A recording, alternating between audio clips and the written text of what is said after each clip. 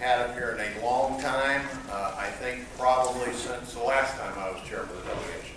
And Tarpon Springs is a beautiful jewel of Pinellas County, and I'm very proud to have it in my district. And so at this time, I'd like to call everyone to order, ask you to turn off the ringers on your cell phones.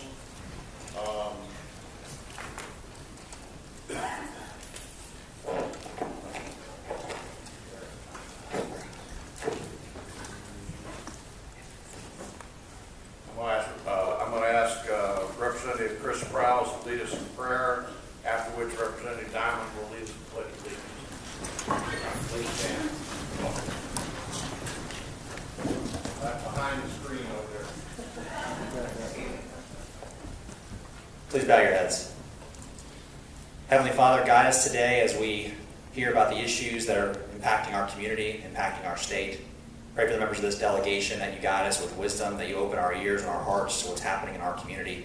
We pray, as always, Father, that you protect the men and women fighting for our freedom overseas. Protect them, bring them home safe. In your name we pray. Amen. I pledge allegiance to the flag of the United States of America and to the republic for which it stands, one nation, under God, indivisible, with liberty and justice for all. Thank you. In lieu of roll call, I'm going to ask the members of the delegation to each introduce themselves and tell us which city in the county they live in and a couple of words about themselves. We've got a couple of new members of the delegation I want you to meet today. I'm going to start on my far left with Tarpon Springs representative in the Florida House of Representatives, Chris Prowse. Good morning. My name is Chris Prowse. I represent Northwest Pinellas County in the Florida Legislature. That's Dunedin, Palm Harbor, Tarpon Springs, East Lake, and a little bit of sliver of Clearwater in the countryside area. I live in Palm Harbor, but I was raised right here in the city of Tarpon Springs. So this is our first meeting in Tarpon Springs, at least since I've been a member of the delegation, so it's nice to be home. Hi, I'm Representative Chris Lotwell. I'm honored to serve in House District 67, which is Clearwater and Largo. And I was born in Dunedin, and I'm the Bylder Lotwell. I'm Jack Lotwell. I'm chairman of the delegation, and the senator represents what is now Senate District 16 for my last 2 years in Florida Senate. Good morning. I'm State Senator Jeff Brandis. I represent District 24. I live in St. Petersburg. District 24 includes most of the beach communities south of Clearwater Beach. It includes Largo, Seminole, Pinellas Park, St. Petersburg, and some of the surrounding cities. Glad to be here. Good morning. Representative Wendy Newton, District 70, which encompasses Midtown to Newtown, from Brown Lake in downtown St. Pete to Newtown down on Fruitvale Road in Sarasota. 4 counties: southern Hillsborough with Ruskin, southern Pinellas with St. Pete, Manatee, and Sarasota. Good morning, I'm Ben Diamond, represent District 68, which includes St. Petersburg, Pinellas Park, and Wheelman, and I was born in Clearwater. Happy to be with you this morning. All right, and on the far right-hand side of the dais is Jim Bennett, who's the county attorney for Pinellas County and who also advises the delegation. At this time, I'd like to call on Tarpon Springs Mayor Chris Alahousas to give us a few remarks and introduce his commissioners that are here.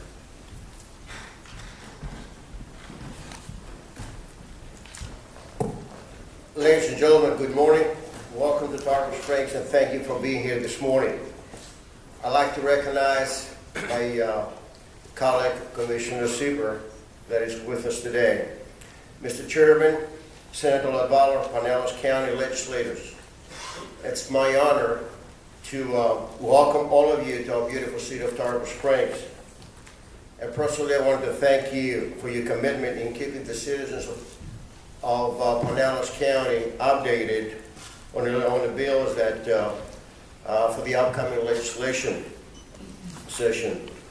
The citizens of Tarpon Springs also appreciate the opportunity to be introduced to the proposed local bills. And again, I want to thank you for being here this morning. welcome to Tarpon Springs, and just remember, after the meeting, we have a lot of good restaurants that you can go for lunch. Downtown Tarpon Springs, also at the Sponge Ducks. Many stores that you can buy souvenirs for Christmas. So remember that, and welcome. Thank you for the session. Got a lot of nice sponges if you want one for Christmas. Thank you, Mayor. Appreciate your hospitality and providing our meeting place today. Also like to introduce some of the other elected officials that are here. We have a number of the mayors of the beach cities here. Mayor Travis Palladino of Padre Beach, Mayor Nick Simons of Reddington Beach, Mayor Bill Queen of North Reddington Beach, and Mayor R.B. Johnson of Indian Rocks Beach. We also have Yolanda Roman, who's a member of the Gulfport City Council. We have from the Clearwater City Council, Bill Johnson, the Vice Mayor, and Doreen Caudell. From the Palm Harbor Fire District, I see Joe Petrillo, and I don't know if I'm missing somebody else. If I am, raise your hand on the Palm Harbor Fire District. Okay. And then we have Chief Cochin from the Tarpon Springs Police Department. Appreciate your help today. I especially like my parking place. Thank you very much. And we have although I don't see him, we have a former member of our delegation who used to represent Tarpon Springs for many years, Pete Dunbar. I saw him here earlier. I guess he left, went outside. So, did I miss any elected officials? All right. Our first presentation this morning will be just an update on the new vessel that the Florida Institute of Oceanography got funded last year in the budget. It was a major priority for this delegation. And we'll ask Bill Hogarth to report on it. Any members that would like to see it, give us directions on where it is. If you want to go by and see it while you're here in Tarpon Springs, because it's being built right here in Tarpon Springs. Dr. Hogarth. Good morning. Members of the delegation. I'm really happy to be here this morning to update you on this vessel. It's a long time coming, and I owe you lots of thanks for your help in getting this done. We're very happy that it's been built right here in Tarpon Springs. We couldn't have a better place for the vessel to be built. And it's a 78-foot vessel that's replacing a 46-foot vessel that is being held together by duct tape and epoxy and everything else to keep it operating to get this in shape. This vessel carries lots of students out to study along with the researchers. It can sleep 10 students and for a crew of 4. We have a competitive bid in Tarpon Springs, Duckworth Shipyards here in Tarpon Springs, building the vessel. I have to tell you a little story about it. I was assigned to check out the shipyards that bid on this.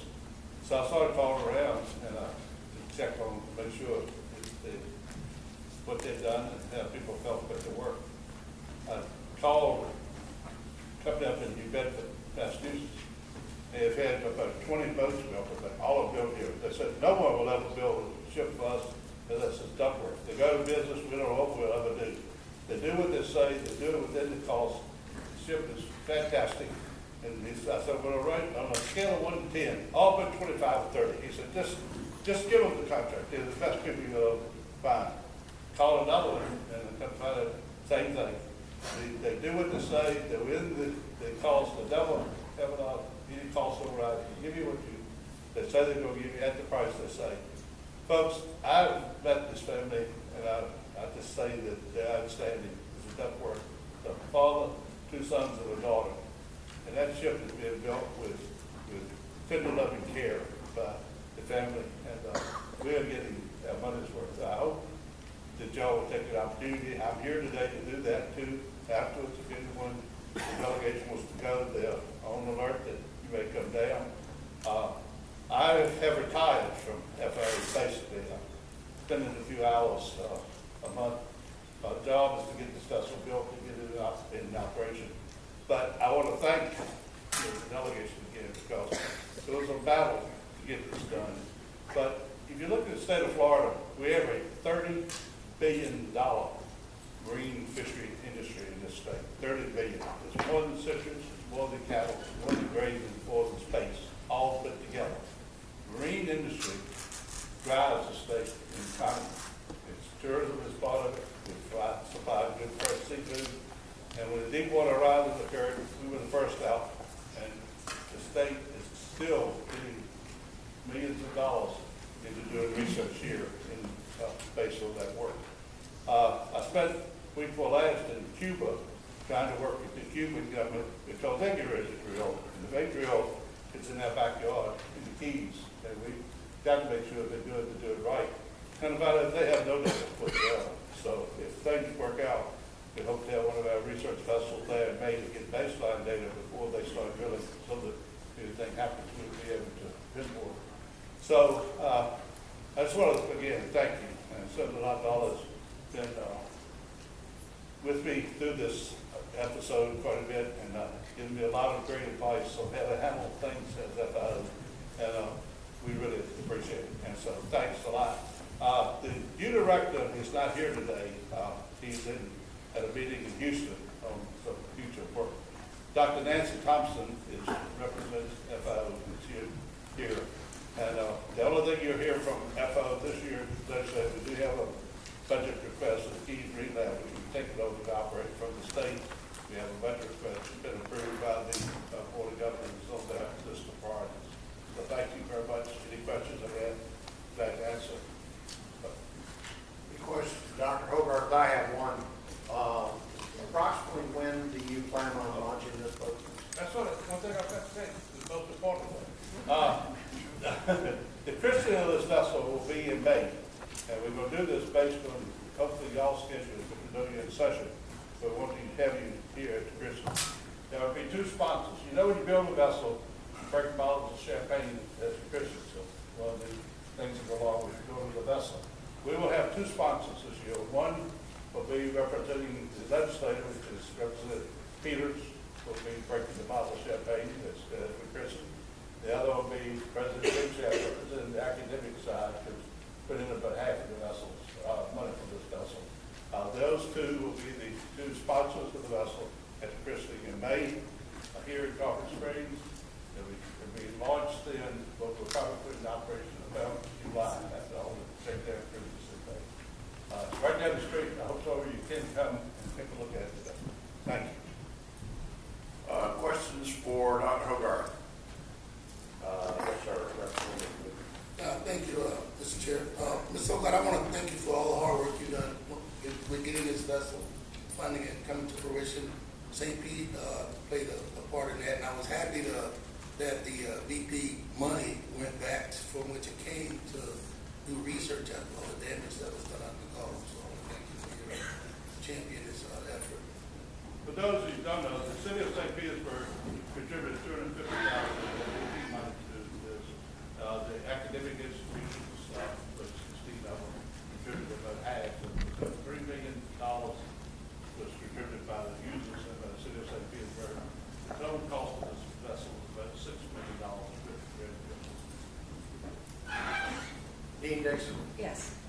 Mr. Chairman and members and distinguished guests, I am here to announce that it has officially been approved that this new vessel will be named the William T. Hogarth.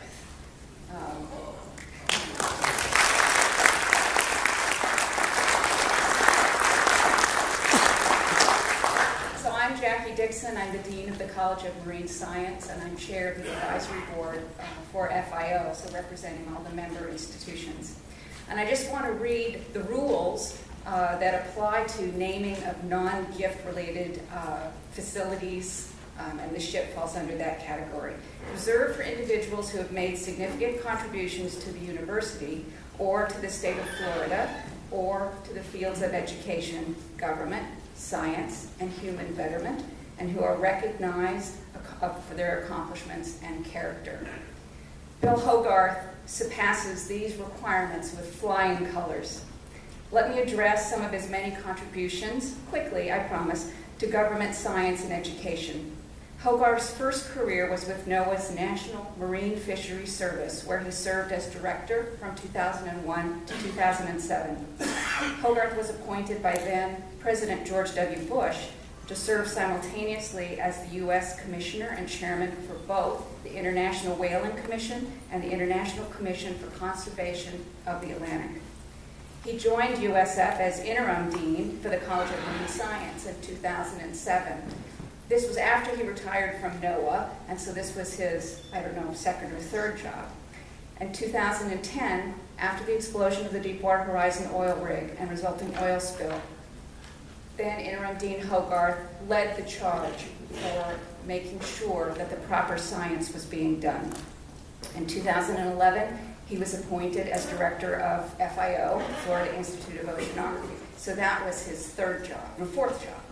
And then later he was appointed as interim regional vice chancellor of USF from 2012 to 2013. I think that's his fifth job. He keeps retiring, but I don't think he understands what retirement really means. Most recently, we all have seen Bill's dogged, tireless efforts in terms of, I know that all of the members here got to know Bill quite well in his efforts to secure funding for the vessel. Bill's legacy to the service of the fisheries community has recently been recognized through the presentation of the Carl R. Sullivan Fishery Conservation Award, which he just received at a recent American Fisheries Society meeting. The FIO Executive Committee and the university community can think of no more appropriate way to honor Bill Hogarth's significant legacy of service to USF, FIO, and residents of the state of Florida than naming this new vessel the RV William T. Hogarth. And I hope he's not insulted when we know it's going to be affectionately called the RV Hoagie. Thank you, Bill, for your incredible service to all of us here. Thank you, Mr. Chairman and the members, for your service and for your help in getting this vessel built, which will help the economy of Florida, and having it built right here in Tarpon Springs, again, is a great plus. So thank you for your time. Thank you very much, and I can't think of a better person for that vote to be named for, especially if you count up how many phone calls that I took from him in the 3 or 4 years he was working on getting the funding for it. So we're glad. It's always nice when a plan comes together. Representative Peters worked tirelessly on the House side. We got it in the budget a couple times, got it vetoed 1 year, but we got it now. So anybody else have anything they want to say about that? I want to acknowledge the arrival of several of our other members of the delegation, Representative Grant, David Grant on the end, Representative Larry Ahern, and Representative Kathleen Peters. Welcome to Tarpon Springs. That's a long way up there. Also, Commissioner David Matthews from Tarpon Springs has joined us as well. Thank you, Commissioner. I want to take the next speaker out of order. Obviously, probably got some criminals to send to prison today, so I want to take Chief Judge Anthony Blondolino next without objection. Thank you very much. I do appreciate that. I will be brief, partially because I understand that you all appreciate that, and also because I have a grand jury presently in session that I have to get back to today. Thank you to all of the senators and representatives for the work that you've done on behalf of the courts, for the new members of the legislative delegation. I hope you follow in their footsteps, and we do appreciate the fact that you understand the needs of the courts. I'm going to simply, other than to thank you for the work that you've done in the past, note that I've worked with Representative Peters, Representative Sprouse on some significant issues of concern in specialty courts, and I'll continue to do that. That's a growing area both for veterans treatment, drug treatment, mental health, and we can't do that without your support and the specialized funding that has been provided. We were very fortunate last year to get some special funding for Pinellas County, thanks to you all. And finally, I would just urge that whenever the subject of the judiciary or the courts come up, I would hope that you remember the majority of the judiciary, the majority of the courts are not those folks sitting up there in the Supreme Court who are very important.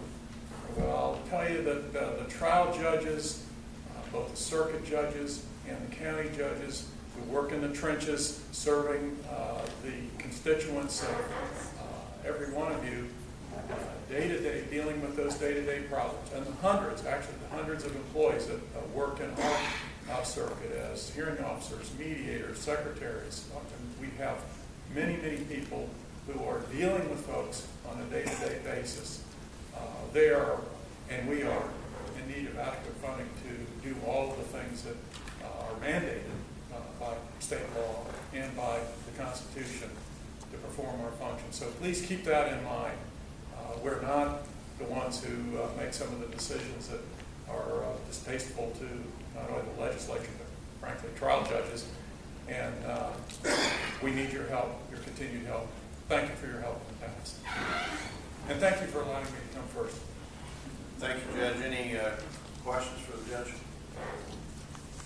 All right, thank you very much. Okay, thank you very much. All right, next we're going to have some presentations on one single subject that is of concern to several of our beach communities.